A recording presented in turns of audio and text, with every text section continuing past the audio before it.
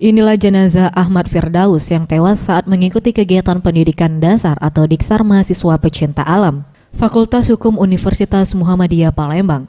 Korban merupakan seorang mahasiswa semester 1 yang mengikuti Diksar Mapala bersama 10 orang rekannya.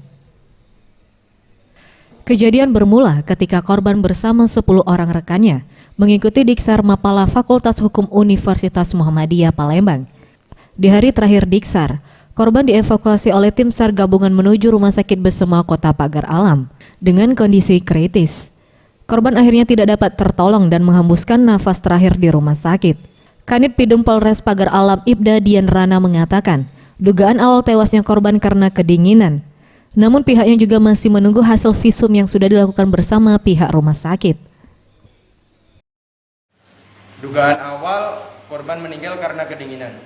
Untuk luka-luka yang ditemukan pada badan korban, dugaan sementara karena medan yang terjal serta kegiatan dari pecinta alam tersebut beberapa berinteraksi dengan alam yang begitu ekstrim sehingga menyebabkan luka diantaranya di tangan, kaki beserta luka lecet di sebagian wajah.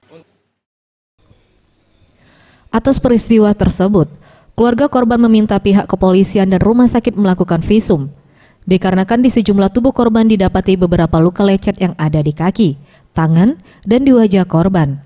Usai divisum, jenazah langsung dipulangkan ke rumah orang tua korban di Desa Arisan Gading, Kabupaten Ogan Ilir. Tim Liputan, Sriwijaya TV.